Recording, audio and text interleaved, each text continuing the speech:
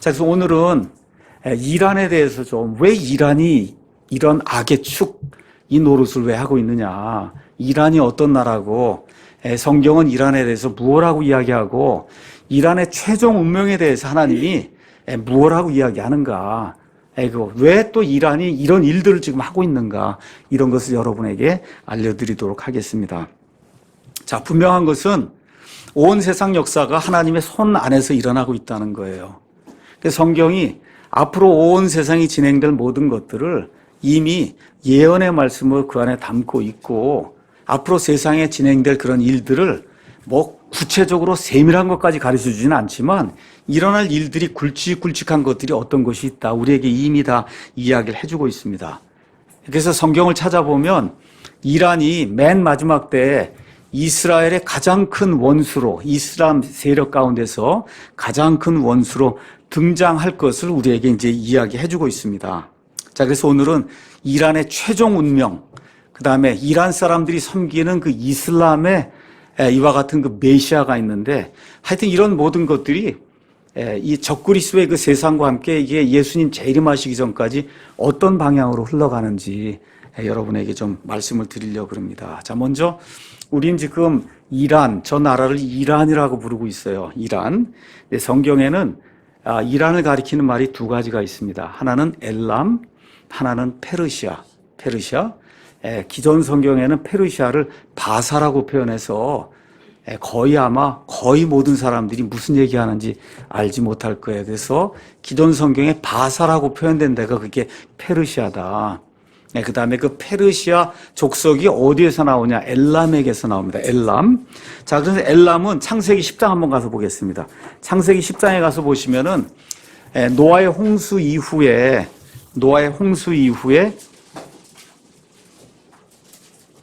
셈의 아들들의 이름이 이제 기록이 되어 있어요. 10장 22절 가서 보면 셈의 자손은 엘람과 아들들을 이야기하는 겁니다. 아이들은 엘람과 아스루와 아르박삭과 룻과 아람이요. 아람은 지금의 시리아를 이제 이야기하는 걸로 보시면 되고, 아스루는 지금의 이라크 지역을 이제 이야기하는 걸로 그렇게 보시면 되고, 아브라함은 이 아들들 중에 어느 아들의 후손이 아브라함이에요? 여기 엘람, 아스루, 아르박삿, 룻, 아람. 어디요? 아르박삿. 맞습니다. 아르박삿. 그래서 24절에 아르박삿은 살라를 낳고 살라는 에벨을 낳고 이렇게 쭉 나오면서, 그래서 끝에 이제 데라가 나오고 그다음에 아브라함이 이제 나오는 거예요. 자, 그런데 아마 여기 가서 보니까 셈이 여러 아들을 낳는데, 이게 아들이 태어난 순서라고 보면 엘람이 첫 아들인 것 같아요. 맏아들. 그 엘람이 살던 그런 지역이 지금의 이란입니다. 이란. 그 다음에 아수르가 살던 그런 지역, 아르박삿이 살던 그 지역이 지금의 이라크예요. 이라크. 이렇게 이제 보시면 됩니다. 자, 그래서 노아의 손자 엘람이 이제 나옵니다. 엘람. 그래서 여러분 이 한영대역 성경 가서 보시면은 한번 뒤에 지도가 있어요. 그 지도의 4쪽에 가서 보시면 민족들에 대한 그런 그 지도가 이제 나와 있습니다. 민족들 지도 한번 가서 보도록 하겠습니다. 그 지도 제목이 민족들, 노아의 후손들 이제 이렇게 이제 돼 있는데, 거기 엘람은 빨갛게 이제 표현이 돼 있어요. 저기 페르시아만 저쪽에 가서 보시면 엘람 보이시죠? 거기가 이란 이야기 하는 겁니다. 그 옆에 왼쪽으로 아르박삿이 있고, 벨렉이 있고, 아수르가 있고, 이 지역이 이제 이라크를 이야기하는 거고, 그 다음에 요 옆에 보면 홍해라고 보이시죠? 그 홍해 오른쪽에 보면 드단이라고 하는데 거기가 사우디아라비아예요. 근데 거기는 빨간색이 아니라 가서 보시면 자주색 비슷하게 표현이 돼 있죠? 그래서 자주색은 함의 후손이에요. 그러니까 사우디아라비아하고 이란은 원래부터 종류가 달라요. 하나는 함의 아들이고 하나는 셈의 아들이다. 그러니까 이스라엘 사람들하고 이란 사람들은 원래 같은 종족이에요. 어디서 나왔어요? 셈에게서 나온 거예요. 이라크 사람들도 마찬가지고. 근데 이집트 사람이나 사우디아라비아 이런 사람들은 함의 후손들이라는 거. 그 여러분 이 지도를 보시면서 이제 살펴보시면 될 것 같습니다. 자, 그래서 이 엘람이 나온 이후에 창세기 14장에 가서 보시면 아브라함 이야기가 나오는데, 아브라함이 이제 저쪽 갈대아 우르를 떠나서 그래서 여기 저 가나안 땅에 이제 들어와서 살 때 누구하고 같이 들어왔어요? 롯하고 이제 같이 들어왔는데 둘이 이제 분리를 합니다. 그래서 롯이 어디로 가요? 소돔과 고모라 땅으로 갔는데 그 소돔과 고모라 땅에 외부에서 왕들이 침입을 합니다. 그래서 롯을 포로로 끌고 가는 그런 내용이 나와요. 그 외부에서 침략하는 그 왕들 중에 하나가 가서 보니까 14장 1절에 시날 왕 아무라벨과 엘라살 왕 아리옥과 엘람 왕 그돌라오멜 나오죠. 예, 그래서 또다시 이제 엘람이라고 저쪽에 있는 그 엘람 부족의 그 왕 그돌라오멜이 여기 팔레스타인 지역까지 와갖고 그래서 전쟁을 일으켜서 롯을 사로잡아가지고 저 위로 도망갈 때 아브라함이 자기가 만든 군대를 끌고 가서 롯을 데리고 나오는 그런 내용이 여기 이제 기록이 되어 있습니다. 자, 그 이후에는 이 엘람이라고 하는 게 별로 이제 나오지 않습니다. 자, 그 다음에 이제 여러분이 이사야서라든지 해서 뒤로 쭉 넘어가다 보면 엘람 사람들에 대한 이야기가 이제 또 나옵니다. 자, 엘람 사람들의 특징은 이사야서 22장 6절 가서 보시면 엘람 사람들은 활을 잘 쐈다 그랬어요. 지금과 달리 옛날에는 활을 잘 쏜다고 하는 거는 전쟁에서 승리할 가능성이 크다는 거예요. 자, 그래서 엘람 사람들이 커다란 그런 그 왕국을 만들었습니다. 그 왕국의 수도를 뭐로 불렀냐? 수산이라고 불렀어요. 또 수사라고 불렀어요. 그 수산과 수사가 어디냐? 고레스가 만든 도시예요. 고레스. 그래서 울레 강변에 있던 페르시아의 수도가 여기 수산입니다. 아니면 수사라고 불립니다. 자, 이곳은 고레스 이후에 페르시아의 왕이 거하던 겨울 궁전을 수산이라고 불렀어요. 여러분, 그래서 에스더 1장 5절이라는 이런 데 가서 보면 이제 페르시아 이야기가 나오는 거예요. 성경에 가서 페르시아는 어디 가서 보시면 되냐면 에스더 이야기가 페르시아에 때 일어난 거예요. 그 다음에 느헤미야기의 앞부분에 나와 있는 느헤미야가 그 왕에게 허락을 받고 다시 돌아가는 그런 이야기, 그게 페르시아 때 일어난 겁니다. 그 다음에 이스라엘 백성이 저쪽으로 이제 바빌론 땅으로 포로상을 잡혀갔다가 나중에 고레스 왕이 돌아가라 가지고 만들어주죠. 그 고레스 왕이 페르시아를 만든, 그래서 영어로는 The Great Cyrus 이렇게 얘기해요. 그러니까 아주 옛날에 우리가 알렉산더 대제 이야기 했듯이 영어에서는 고레스 대제라고 하는 그런 사람, 이런 사람이 만든 그와 같은 나라가 페르시아고, 그 페르시아를 구성하고 있는 민족이 엘람 사람에게서 나온 그와 같은 민족입니다. 자, 그래서 다니엘서에도 가서 보면 벨사살 왕의 제3년에 이 수산에서 다니엘이 환상을 보는 내용이 다니엘서 8장에 이제 기록이 되어 있습니다. 자, 고대 왕국의 변천을 하나님이 다니엘서 2장에 이제 보여주셨어요. 커다란 이 형상을 통해서 금과 그 다음에 은과 그 다음에 놋과 그 다음에 쇠로 구성된 이 형상을 이제 보여주면서 맨 위에 금은 느부갓네살의 바빌론, 오케이? 그것이 끝난 다음에 바빌론을 멸절시키고 등장하는 게 메데 페르시아. 그 끝나고 나서 그리스, 그 끝나고 난 다음에 로마. 이렇게 되면서 붕 점프를 해서 맨 마지막 시대가 이제 오는 것이 성경에 이제 나와 있습니다. 자, 그래서 바빌론이 이 엘람 제국을 BC 590년에 이게 탈출해서 그래서 통치를 시작했습니다. 자, 그 이후에 느부갓네살 이후에 이 느부갓네살이 그 당시에 엄청나게 큰 왕국을 만들고 바빌론이 굉장히 큰 왕국이었어요. 근데 이 왕국을 누가 멸절시키냐 하면 고레스가 멸절시켜요. 근데 아까 제가 말씀드린 대로 엘람 사람들 활을 잘 쐈다 그래요. 그렇죠? 그래서 아마 군사력이 굉장히 강해갖고 그래서 바빌론을 무너뜨립니다. 바빌론. 그게 언제 일어나느냐? BC 539년에 일어납니다. BC 539년. 자, 그래서 고레스는 엘람, 메데 등 그 페르시아 사람들이 여러 부족이 있었는데 이걸 다 통합을 해갖고 그래서 메데 페르시아 왕국을 만들었고 결국은 그게 메데는 빼고 나중에 이제 페르시아가 된 거예요. 그래서 페르시아가 언제까지 존재했냐? 1935년까지 페르시아가 존재했습니다. 여러분, 우리 페르시아 아시죠? 예, 페르시아라는 그 이름이 지금은 이란이라고 불렀는데 1935년까지는 그 나라를 페르시아라고 불렀어요. 우리가 많이 나오는 그 페르시아 이야기 아시죠? 알리바바 뭐 이런 거 나오는 그런 거 있잖아요. 그런데 나오는 그 페르시아 그 왕국이 지금 이야기는 성경에 나오는 그 왕국이에요. 누가 가장 위대하게 만들었다고요? 고레스가 만든 거예요. 근데 이제 고레스가 이렇게 해서 왕국을 크게 만들었는데 왕국이 또 오래가지 못합니다. 누가 등장해요? 그리스에서 알렉산더 대제가 등장을 해서 그래서 이 페르시아 왕국을 무너뜨립니다. 그래서 아까 제가 말씀드린 대로 다니엘은 후에 페르시아의 엘람 지방에 가서 거했어요. 다니엘서 8장 2절에 가서 보면 그 다음에 에스더기 여러분 에스더 당시에 어떤 일이 있었어요? 페르시아에서 하만이라는 사람이 나타나서 유대인들 페르시아 전역에 있는 유대인들을 완전히 멸절시키려고 하는 그런 일이 일어났죠. 여러분 아시죠? 그러니까 지금 그 일이 또다시 일어나는 거예요. 지금 이 시대에 에스더 시대에 일어난 게 그 페르시아에서 일어난 거예요.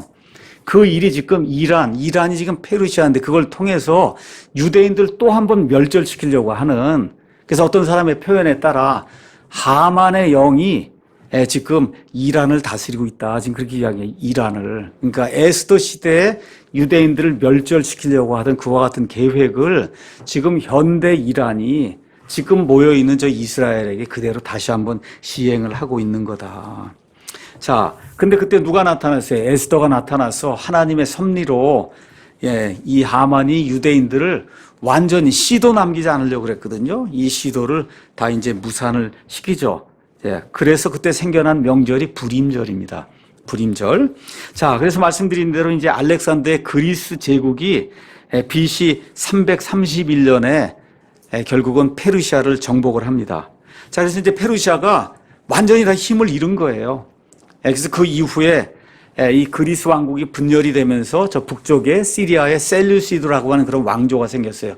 여기에 지배도 받고 그 다음에 우리가 역사 시간에 사산 왕조라는 게 있어요. 사산 왕조의 지배를 받기도 하고 그 다음에 파르티아 왕조의 지배를 받기도 하고 예수님 당시에는 로마 사람들이 다스렸습니다. 온 세상을 로마 사람들의 지배를 받기도 하고 비잔틴 동방 사람들이 이제 지배를 받아왔어요. 자, 로마 시대에 페르시아 사람들이 다시 한 번 더 나옵니다. 우리 한번 가서 신약성경 한번 가서 보겠습니다. 신약성경 사도행전 2장 9절에 가서 보시면 오순절날 성령님이 강림하신 그런 일이 이 안에 이제 기록이 되어 있습니다. 자, 이때 온 세상에 흩어져 있던 유대인들이 이 오순절을 지키기 위해서 예루살렘에 이제 모였어요. 그 모인 사람들 가운데 9절에 가서 보니까 우리는 바데 사람과 메데 사람과 엘람 사람이다. 여기가 바로 페르시아 지역이에요. 페르시아. 바데는 파르티아 왕국을 이야기하는 거예요. 그래서 어디에 있는 거죠? 지금의 이란 지역에 유대인들이 가서 살댔는데 그 이란 지역에 살던 그 유대인들이 오순절을 지키러 여기 왔다가 그래서 어떻게 해요? 성령 충만을 받고 그리고 돌아가서 이란의 기독교를 이렇게 확산시키는 그런 내용이 이제 성경에 기록이 되어 있는 거예요. 그 다음에 이제 또 하나 여러분 예수님 탄생 당시에 동방에서 지혜자들 기존 성경에 박사들이 온 거 아시죠? 그 박사들이 어디서 왔다 그래요? 동방에서 와서 동방 박사라고 그러잖아요. 그래서 어디서 왔냐? 구체적으로 전승에 따르면 이란에서 왔다 그럽니다. 이란 사람들이 섬기고 있던 종교는 뭐냐? 지금은 이슬람이지만 그 전에는 조로아스터교를 섬겼어요. 조로아스터 알겠죠? 그 조로아스터교의 박사들이 막이라고 하는 그런 박사들이 있었는데 이 사람들이 하늘의 별들을 보고 과거에 다니엘 당시에 이렇게 주어졌던 그런 문서를 보고 그래서 동방의 별을 따라서 그래서 메시아에게 경배하러 왔다고 하는 그래서 이란 지역에 가면 이 동방 박사들 이와 같은 그 전승과 함께 기록이 지금도 남아있다 그럽니다. 자, 그래서 어쨌든 뭐 유대인들에게 그렇게 나쁘게 대하지 않았어요. 어떻게 했어요? 고레스가 유대인들 돌아가라고 했죠. 또 에스더 당시에 아하수에로 왕이 그렇죠. 온 유대인들 다 구해줬죠. 그렇죠? 또 이렇게 오순절 때 또 와갖고 성령 충만 받기도 하고 가서 기독교 확산도 시켰죠. 또 동방에서 예수님의 그 탄생을 이렇게 알리기 위해서 또 찾아오기도 했죠. 그래서 성경에 가서 보면 그렇게 유대인들 향해서 이렇게 나쁜 일을 별로 한 것이 없습니다. 자, 그 이후에 어떤 일이 이제 생겼냐. 쭉 그냥 변방에 이런 뭐 아무 힘도 없는 그런 국가로 계속해서 지내다가 AD 636년에 무함마드 아시죠? 이슬람교를 세운 이 무함마드의 그 세력들이 들어가서 이란을 차지하게 된 거예요. 이렇게 되면서 종교가 조로아스터교에서 이슬람으로 그때 이제 바뀌게 됩니다. 그래서 이제 이슬람 국가가 된 거예요. 공식적으로 이슬람 국가가. 그 된 이후에도 나중에 여러분 몽고에 징기스칸이 쳐들어오기도 하고 하여튼 많은 고통을 이제 당하는 가운데 AD 1501년에 이란 국가를 공식적으로 다시 한번 형성을 합니다. 그래서 그때 만들어진 왕조가 사파피드 왕조다 이렇게 이제 돼 있어요. 그렇게 이제 하면서 1501년에 이슬람에는 두 개의 파가 있다 그랬죠. 수니파가 있고 시아파가 있는데 우리는 시아파의 전통을 따르는 이슬람 국가가 되겠다. 여러분 이슬람이라고 하는 거는 말 그대로 뭐 이 알라를 섬기는 거 맞아요. 그런데 이슬람의 대다수 국가들은 아랍말을 사용합니다. 사우디아라비아 아랍말을 사용해요. 그런데 이란은 독자적인 페르시아말을 사용해 아랍말이 아니에요. 그러니까 사실 이게 이슬람권이라고 이제 얘기해야 맞지 아랍권이라 그러면 안 맞는 거예요. 터키도 아랍권이 아니고 여기 지금 이란도 아랍권이 아랍말을 사용하지 않으니까 이해하시겠죠? 이슬람권이라고 얘기해야만 그 안에 이제 포함이 되는 거예요. 그래서 시아파의 맹주가 된 거예요. 그래서 가장 큰 그와 같은 무력을 갖춘 그와 같은 나라가 됐어요. 그래서 그때부터 국왕을 샤라고 부르기 시작했습니다. 샤. 아시겠죠? 샤. 아마 이게 옛날에 짜르라든지 뭐 이런 것들이 거의 아마 같은 그런 여러분 느부갓네살 우리는 살로 읽는데 영어로는 느부갓네짜르 이렇게 읽는 거거든요. 이게 그래서 짜르 샤 이게 다 황제 이런 걸 이제 이야기하는 겁니다. 자 이렇게 해서 이란 국가라고 하는 걸 이제 형성을 했고 이름은 어쨌든 페르시아예요. 그러니까 이란 민족이 이렇게 만든 그런 국가를 1501년에 만들었어요. 그래서 지금까지 이제 오고 있는 겁니다. 이러다가 1700년도 들어서서 서쪽에 오토만 제국이 들어서고 그래서 영토를 침입을 하고 이란이 이렇게 있을 때 서쪽 영토를 빼앗아가고 북쪽엔 또 러시아가 등장을 해서 그래서 북쪽 영토를 빼앗아가고 이래갖고 이란이 정말 아무 힘도 없는 이러한 국가로 전락하게 됐습니다. 자, 이런 가운데 1921년에 레자 샤라고 한 사람이 군사 쿠데타를 일으켰어요. 이렇게 해서 1925년부터 저와 여러분이 잘 알고 있는 팔레비 왕조를 형성했어요. 팔레비 왕조. 그래서 레자 샤하고 그다음에 그의 아들이 1925년부터 50년 동안 이란을 이제 다스렸습니다. 이렇게 하면서 1935년부터 온 세상에 선포를 했어요. 이제부터는 페르시아라고 부르지 마라. 우리는 공식 이름이 이란이다. 그 전까지는 페르시아였는데 그래서 이란으로 이제 불리기 시작한 건 1935년부터 이제 이렇게 시작이 된 겁니다. 자, 이란이 어떤 나라인가? 현시대 이란 잠깐 좀 이렇게 설명을 하겠습니다. 페르시아어를 사용합니다. 아랍어가 아니고 수도는 테헤란이고 그래서 제가 가서 면적을 살펴봤더니 약 165만 제곱킬로미터. 우리나라가 약 10만 제곱킬로미터. 남한이 그러니까 남한의 약 16배. 북한까지 다 합치면 한 7개, 8배 이렇게 큰 그런 나라예요. 인구는 지금 8,200만 명. 말씀드린 대로 이슬람 국가예요. 98%가 무슬림인데 시아파 무슬림입니다. 현재 대통령은 아까 말씀드린 대로 하산 로하니 이렇게 이제 되어 있고요. 그래서 나라를 가서 보면 이란이 있으면 이란은 주변이 다 탄으로 끝나는 나라들하고 이렇게 국경을 마주하고 있어요. 오른쪽에는 아프가니스탄, 그 다음에 파키스탄 이렇게 돼 있고 저 북쪽으로는 우즈베키스탄 아시죠? 우즈베키스탄. 그 다음에 저 위로 올라가면 그루지아.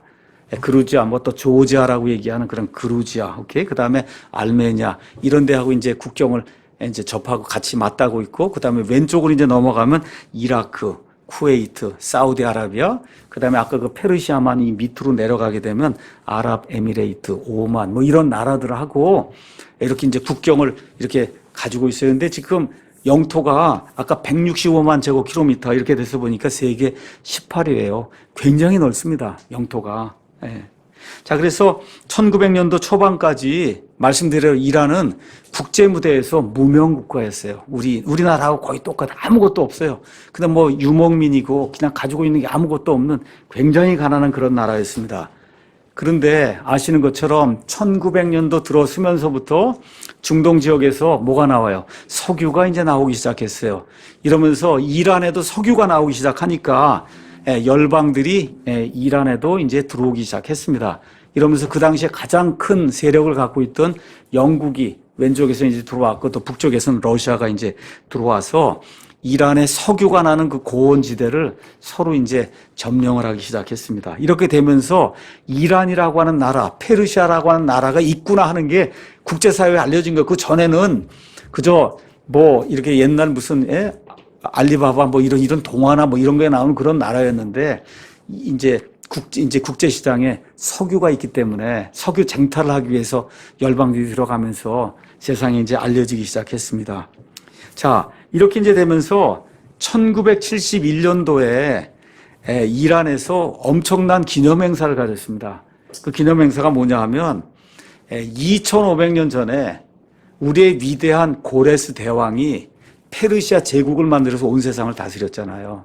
2500주년을 기념했다고요. 1971년도에. 그러니까 이란은 그게 엄청나게 큰 꿈이에요. 근데 여러분 동시에 또 하나 알고 있죠? 누구 있어요? 그 옆에는 이라크. 이라크엔 그때 누가 또 있어요? 조금 지나서.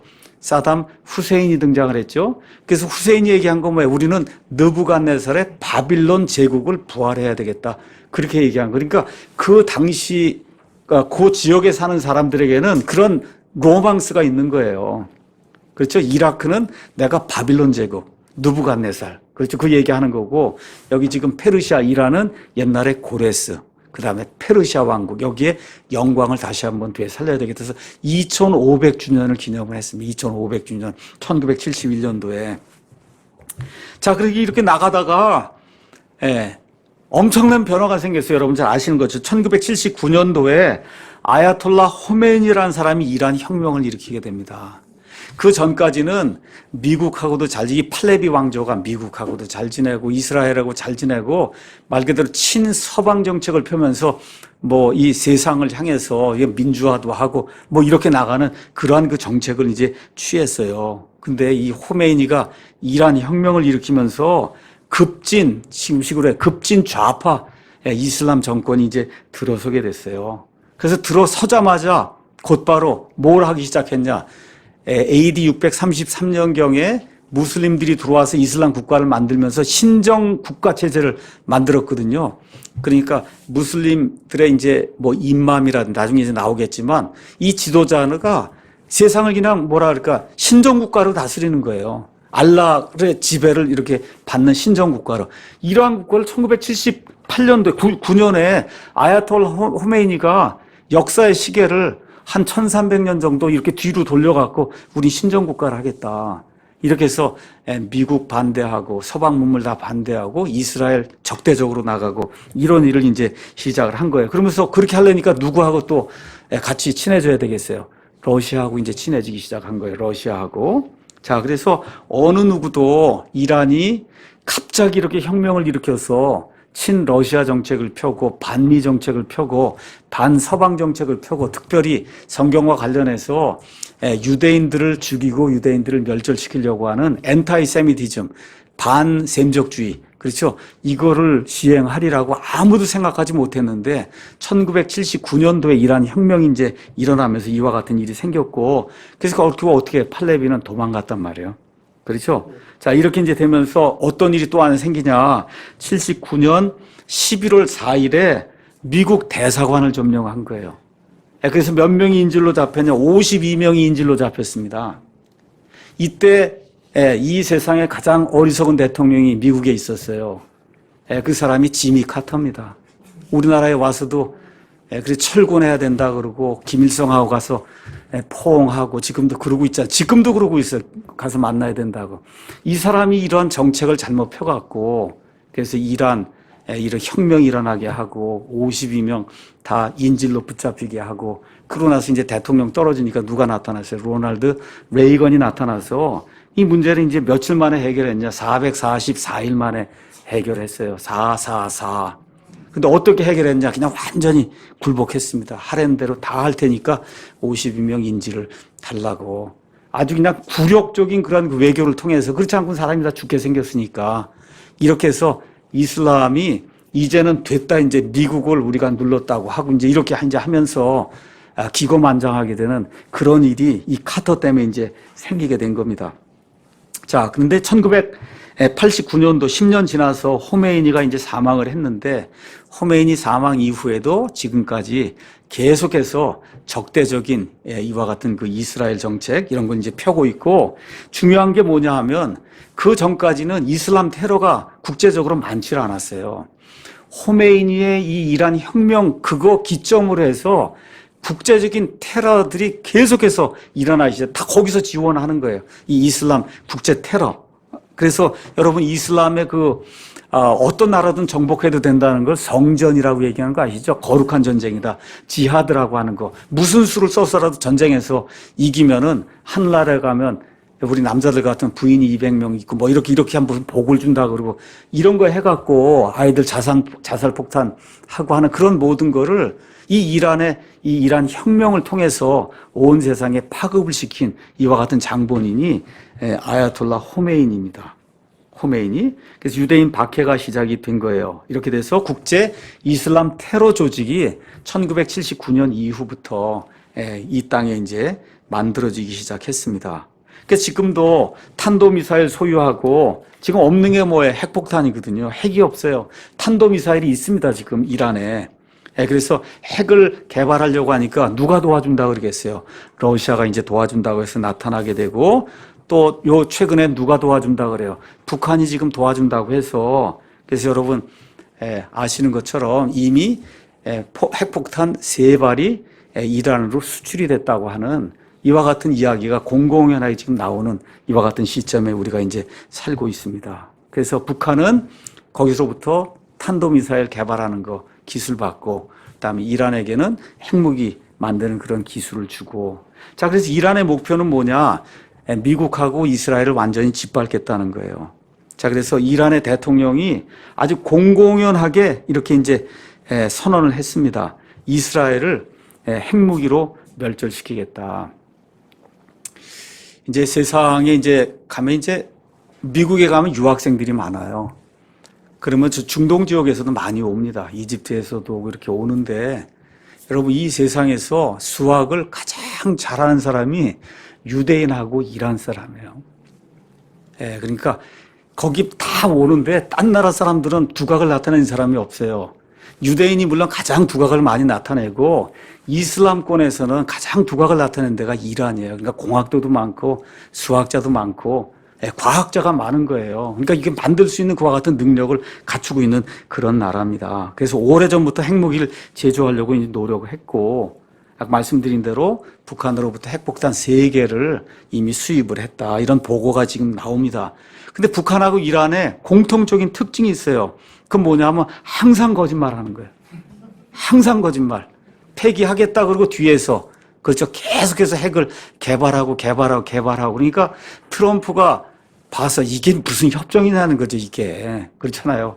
이거 이렇게 만들고 있는 게 이게 눈에 봐도 누가 봐도 지금 다 보이는데 그래서 부시라든지 이런 사람들이 북한과 더불어 이란을 악의 축이라고 그렇게 이제 부르게 된 겁니다. 자 그러면 왜 이런 일이 일어나냐? 하나님의 주권 가운데 일어나잖아요. 그렇죠? 여러분 맞습니까? 예. 자 고레스 시절 또 에스더가 살던 아하수에로 시절 이 시절이 다 페르시아 시절이에요. 유대인들에게 관용을 베풀고 친절을 베풀고 은혜를 베푼 사람들이 이 이란 사람들이에요. 근데 지금 가장 큰 원수예요, 지금은. 근데 언제까지 괜찮아요? 1979년까지 괜찮았어요. 근데 갑자기 1979년부터 돌변을 하더니 이스라엘에 대한 가장 큰 원수로 이 땅에 지금 존재하고 있는 그와 같은 국가가 지금 이란입니다. 자, 인류 역사의 끝에 여러분 이스라엘이 돌아온다는 거 성경에 예언이 되어 있습니다. 그렇죠? 동시에 우리가 아까 읽은 대로 에스겔서 38장, 39장을 가서 보면 이슬람 국가들이 러시아와 함께 맨 마지막 때 이스라엘을 공격한다는 곡과 마곡의 전쟁 역시 성경에 예언이 되어 있습니다. 언제 예언된 거냐? 지금부터 2600년 전에 에스겔이 예언한 거예요. 여기 곡과 마곡의 전쟁을 일으키는 핵심적인 국가 3개를 들라고 하면 일단 러시아, 그 다음에 터키, 그 다음에 이란이에요. 이란. 그래서 성경을 가서 한번 잠깐 보도록 하겠습니다. 이 에스겔서 38장 가서 보면 2절에 이제 곡과 마곡 땅 메색 두 발의 최고 통치자 이야기가 나오면서 5절 가서 보면 이들과 함께 누가 나오냐?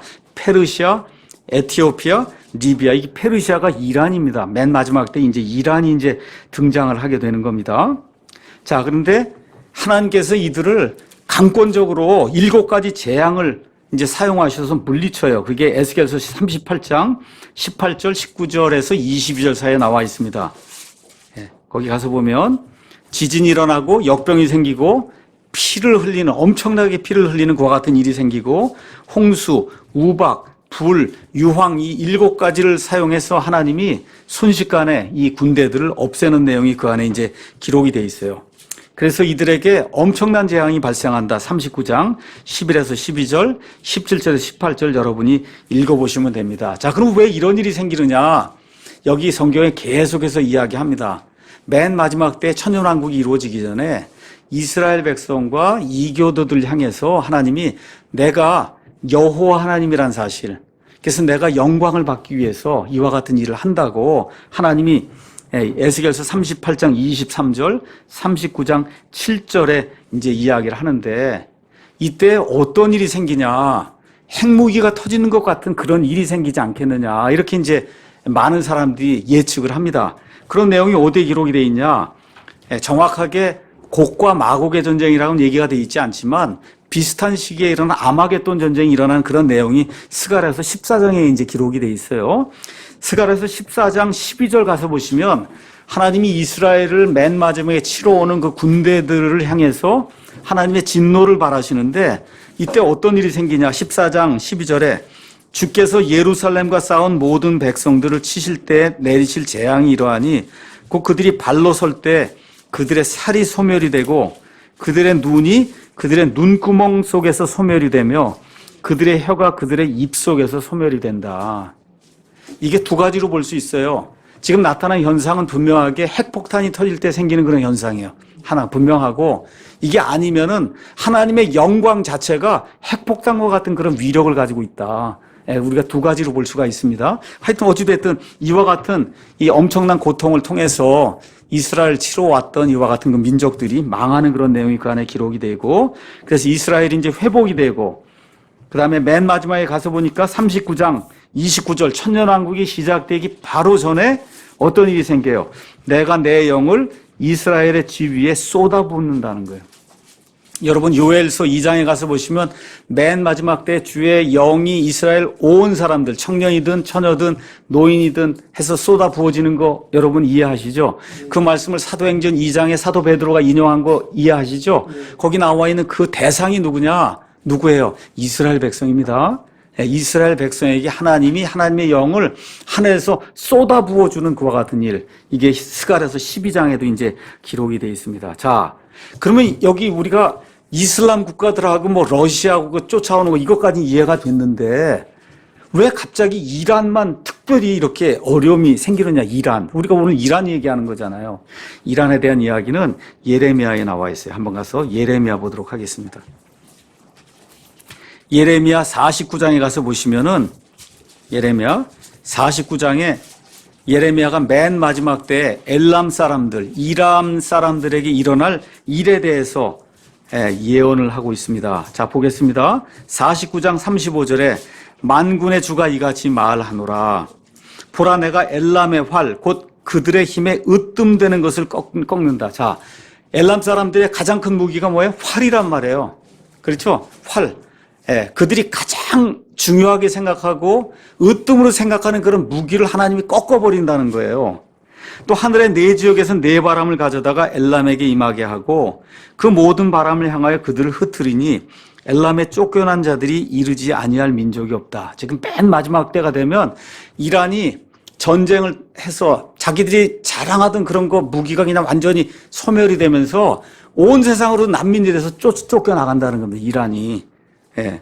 그 다음에 내가 엘람으로 하여금 그들의 원수들 앞과 그들의 생명을 찾는 자들 앞에서 놀라게 하고, 그래서 엘람이 모든 사람들에게 놀랄거리가 된다는 거예요. 재앙 곧 나의 맹렬한 분노를 가져다가 그들에게 임하게 하며 그들의 뒤로 칼을 보내어 마침내 그들을 소멸시킨다. 하나님이 이란을 그냥 두지 않겠다. 주가 말하노라. 재미있는 게 있어요. 그래서 맨 마지막 때에 어떤 일까지 하시느냐. 이게 너무 지독한 나라예요. 그러니까 하나님은 어떻게 하시냐?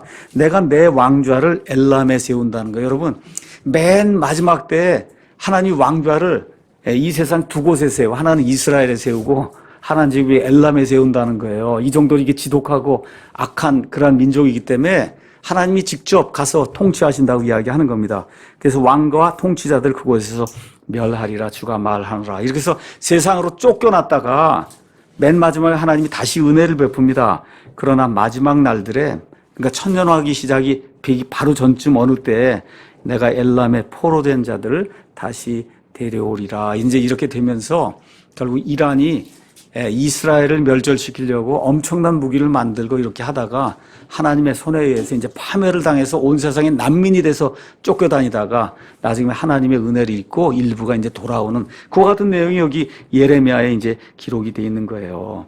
자, 그래서 지금 이 시대의 이란은 어떤 영이 다스리냐? 우리나라는 이 미혹의 영이 지금 다스리고 우리나라는 지금 이란은 누구의 영이? 하만의 영이 다스리고 있어요. 유대인들을 멸절시키려고. 자, 호메이니 이후부터 지금까지 계속해서 대통령이 나오는데 대통령들이 아주 무지막지한 발언을 합니다. 2005년부터 8년 동안 아마디 네자드라고 하는 그런 대통령이 다스렸는데 아주 공공연하게 이스라엘 멸절이 내 목표다. 그렇게 이야기합니다. 2012년 8월에 이 대통령이 뭐라고 얘기했냐면 세계 군대의 궁극적 목표는 이스라엘을 전멸하는 것이다. 그러니까 이란뿐만 아니라 온 세계가 합심을 해서 이스라엘을 전멸해야 된다. 그렇게 이야기를 했어요. 또 그 다음에 이스라엘을 가리켜서 뭐라고 해? 암적 종양이다. 이제 그렇게 이야기했고, 그래서 이란의 군 최고 사령관은 이스라엘의 이란 핵시설 공격을 환영한다. 그렇게 하면 우리도 그냥 두지 않겠다. 이제 이렇게 이야기하면서 아주 핵으로, 여러분 이스라엘은 조그만 나라예요. 핵폭탄 하나 딱 터졌다 그러면 국가 자체가 없어지는 거예요. 그러니까 이스라엘에게는 무지무지 중요한 이슈예요, 이게.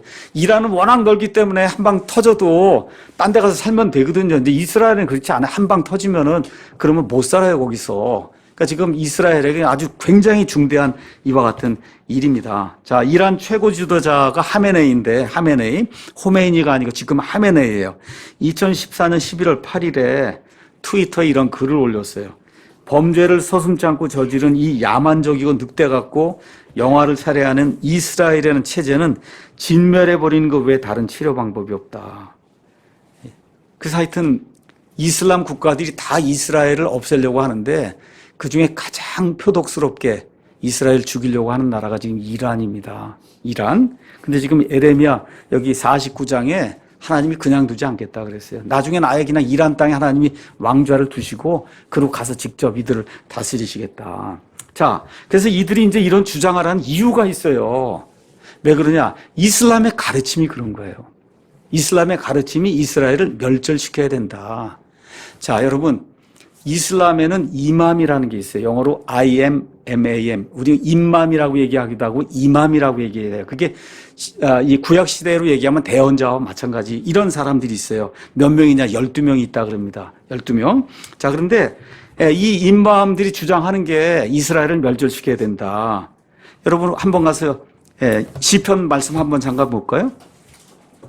시편 83편에 가서 보시면은 그럼 맨 마지막 때 이슬람 국가들이 이 이스라엘을 멸절시키려고 하는 그런 계략과 결국 하나님에 의해서 멸절되는 그런 내용이 그 안에 기록이 돼 있어요. 4절 가서 보니까 맨 마지막 때 이야기하는 겁니다. 이 이슬람 국가들이 뭐라고 얘기하냐. 오라 우리가 그들을 끊어 이스라엘 끊어 민족이 되지 못하게 하고 이스라엘이라는 이름이 다시는 기억되지 못하게 하고 지금부터 한 3,000년 전이고 지금 이 시편 말씀은 아삽이 기록을 했는데 그렇죠. 예언의 말씀으로 지금 준 말씀이 지금 이란과 이슬람 국가들에서 지금 실현이 되고 있는 이런 시대에 지금 우리가 살고 있어요. 자, 순위파하고 시아파에 대해서 잠깐 이야기를 해야만 됩니다. 이제 끝날 때가 다 돼갑니다. 자, 순위파하고 시아파는 왜 생긴 거냐 하면 혈통 문제 때문에 생긴 거예요. 혈통 문제. 시아파는 이제 무함마드가 이제 죽었는데 무함마드가 죽자 그의 아내 이름이 처음 아내가 카디자입니다. 그 카디자가 낳은 딸의 이름이 파티마예요.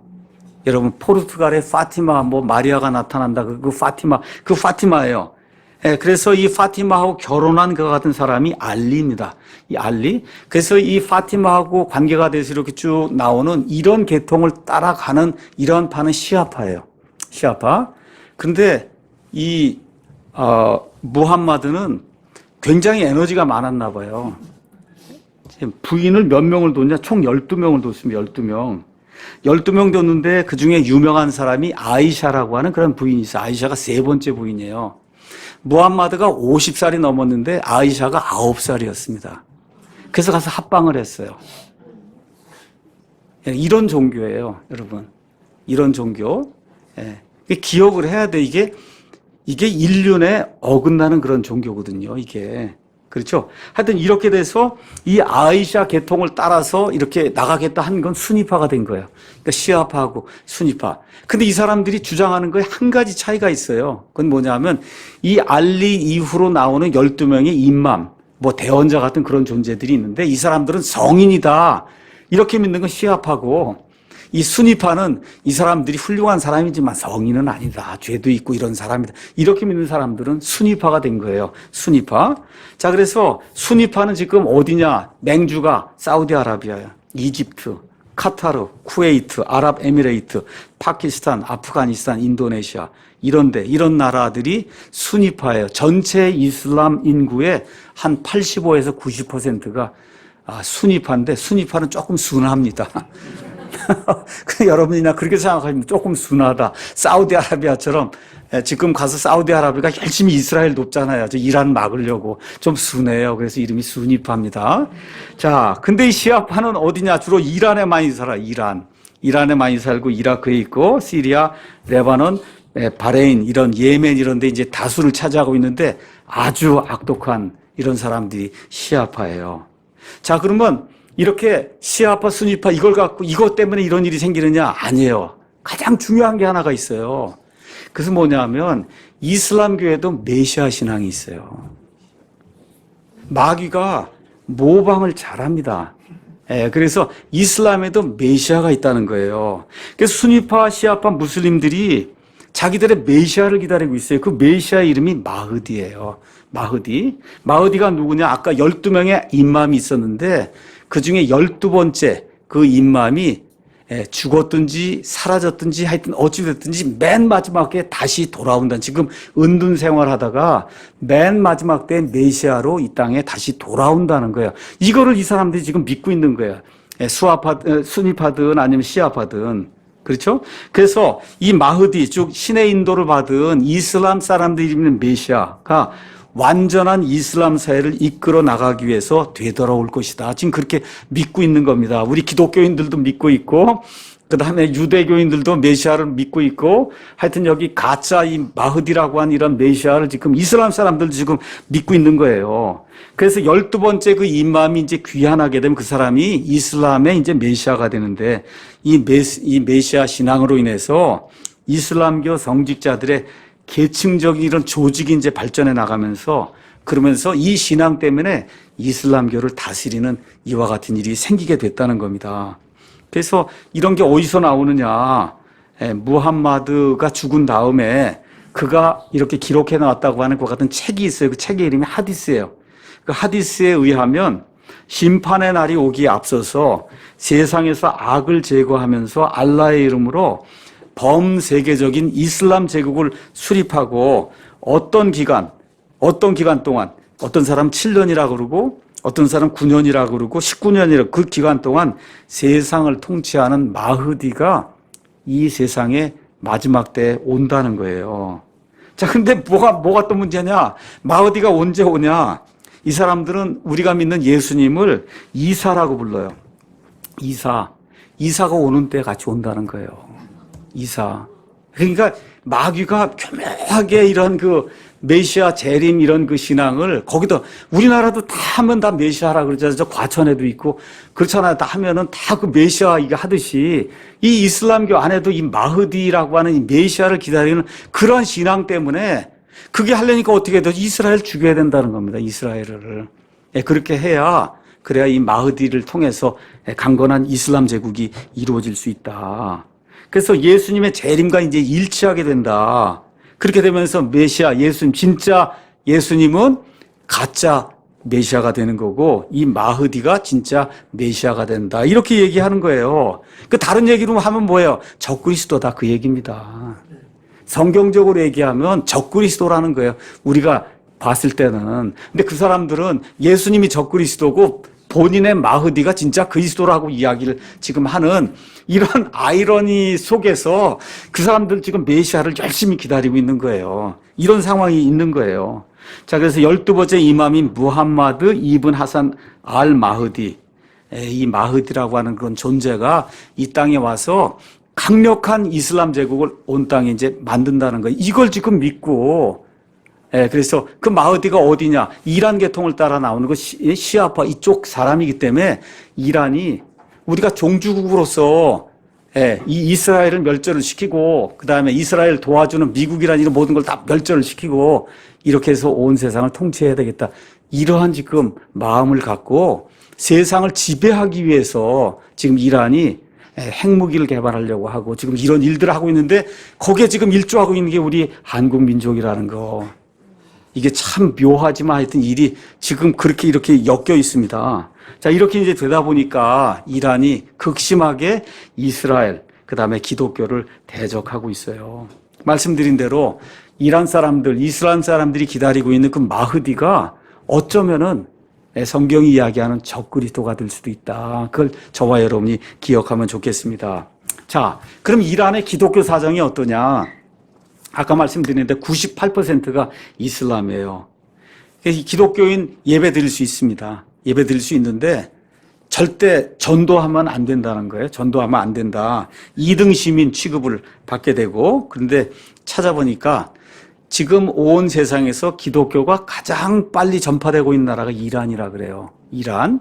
그러니까 이란에 아마 근데 이제 공식적으로는 못 모이니까 옛날에 초대교회처럼 집에서 집으로 이렇게 모이는 가정교회 그런 형태로 아마 한 4, 50만 명 정도 8천만 중에 그 정도 기독교인이 있지 않겠느냐. 가장 빨리 지금 전파가 되고 있는데 특별히 젊은 사람들이 많이 믿는다 그럽니다. 그 이유가 뭐냐. 이슬람 지금 들어와서 신정정치를 하니까 인권이라는 게 없잖아요. 여자들 뭐 할 거 인권이 없잖아요. 근데 성경을 읽고 이 기독교에 여기 들어와서 보니까 말 그대로 뭐 영혼의 자유를 준다는 거예요. 기독교는. 그렇죠? 여기 이제 매료가 돼서 많은 젊은이들이 이제 오게 되고 그 다음에 또 하나가 여러분 인터넷이 이제 개방이 되고 위성 방송이 이제 나오고 SNS 이런 게 온 세상에 파급이 되고 휴대폰이 다 들어가니까 어떻게 할 수가 없잖아요. 막을 수가 없잖아요. 이렇게 되면서 예배드리고 하는 그런 일들이 그냥 자유자재로 이렇게 이루어지고 있다. 많은 박해도 받으면서. 자, 그래서 저와 여러분이 기도해야 될 내용이 뭐냐. 에스더를 통해서 그 당시 페르시아 왕의 눈이 열렸어요.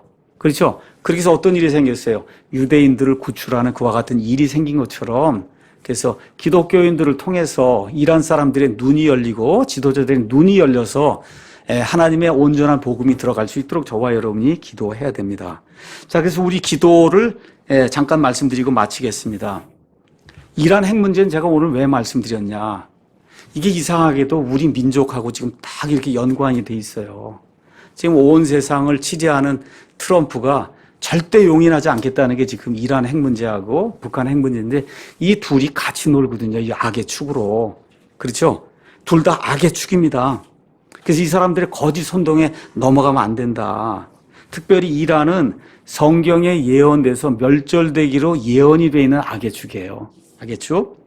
그래서 이스라엘 공격하다가 어쩌면 핵무기 가장 자기들이 자랑하던 아까 활이라고 얘기했는데 가장 자랑하던 이와 같은 이런 폭격장치 이런 거에 의해서 아마 멸망을 당하고 성경의 예언에 따르면 전 세계로 난민으로 지금 쫓겨나가는 그와 같은 일이 기록이 되어 있습니다. 성경은 예언을 담은 책이에요. 그래서 이 안에는 이스라엘에 대한 예언도 있고 또 이란에 대한 그런 예언도 들어 있습니다. 우리나라는 없습니다. 미국도 없고. 자, 그래서 성경의 예언에 따라서 지금 이스라엘이 회복이 돼서 1948년도 이번 5월에 건국 70주년이 됩니다. 그렇죠? 이렇게 되면서 생각지도 못했던 1979년도에 이란이 혁명을 일으키면서 아주 강력한 이슬람 국가, 신정 국가 체제로 바뀌게 됐어요. 왜 이런 일이 가능하냐? 말씀드린 대로 성경의 예언에 따라 맨 마지막에 곡과 마곡의 전쟁이 일어나야 돼요. 이슬람 국가들이 이스라엘을 둘러싸고 있는 그런 국가들이 이스라엘을 극심하게 핍박하는 그런 일이 생겨야 이스라엘이 손을 듭니다. 하나님께. 예. 근데 그 일을 그 전에 할 수가 없었어요. 1979년 이후에 이란 혁명으로 인해서 신정국가가 된 이후부터 그 일이 지금 가능한 시대에 저와 여러분이 살고 있는 거다. 바로 이런 일이 가능할 때 성경은 예수님이 재림하신다고 우리에게 이야기하고 있는 겁니다. 그래서 어떤 면에서 북한 핵 문제도 있고 나라가 그냥 완전히 좌경화돼서 이게 넘어지지 않는 이러한 그 위험에 놓여 있음에도 불구하고 어떤 면에서 믿는 자들에겐 지금이 우리의 전성기다. 왜 그래요? 휴고받아서 올라갈 날이 가까이 오고 있기 때문에. 하여튼 이와 같은 소망도 같이 있다는 것을 저와 여러분이 기억을 하면 좋겠습니다. 그래서 이란의 기독교인들, 또 이란의 이슬람 교도들, 또 이스라엘이 지금 돌아는 왔지만 여전히 믿지 않고 있거든요. 이들을 위해서 저와 여러분이 기도해야 됩니다. 그래서 특별히 아침 저녁으로 우리 대한민국을 위해서 기도하고 하되 특별히 세상을 주관하고 있는 미국과 트럼프가 올바른 선택을 내릴 수 있도록 이제 싱가포르 회담이 한 달 남았어요. 그렇죠? 이게 우리나라 대한민국의 운명을 결정합니다. 이게. 그래서 이 미국과 트럼프가 정말 올바른 결정을 내릴 수 있도록 저와 여러분이 기도해야 됩니다. 이 일을 통해서 북한 주민들이 해방될 수 있도록 저와 여러분이 기도하셔야 돼요. 2,500만 명의 그 안타까운 그 심령들이 엄청난 핍박 가운데 있어요. 그래서 공산주의자들이 어떤 계략을 쓰더라도 하나님께서 자유민주주의 체제를 통해서 이들에게 해방을 가져다 줄 수 있도록 저와 여러분이 기도해야 됩니다. 또 어떤 기도해야 되냐? 남한과 북한의 종북 주사파 공산주의자들이 속히 멸절이 되도록 저와 여러분이 아침 저녁으로 기도해서 그래서 자유민주주의, 자유시장경제 체제의 이 아름다운 국가가 하나님의 뜻을 이루는 국가가 이게 되도록 계속해서 남을 수 있도록 저와 여러분이 기도해야 되고 맨 마지막으로는 성경에 나와 있는 대로 예루살렘의 화평을 위해서 기도해야 됩니다. 저 예루살렘이 맨 마지막에서 화평해야 그래야 천년왕국이 이루어지는 거거든요. 그래서 이런 것들을 이렇게 종합적으로 아침 저녁으로 기도하실 때 세상이 돌아가는 거 우리 한국만 생각하지 마시고 전 세상이 이렇게 하나로 이게 엮여가면서 성경의 예언을 이뤄가는 이런 시대에 우리가 살고 있다. 이걸 좀 기억하시면 조금 소망이 될 것 같아요. 그래서 이런 거 기억하면서 하나님께 간절히 기도하는 저와 여러분이 되기를 예수님의 이름으로 축원합니다. 아멘.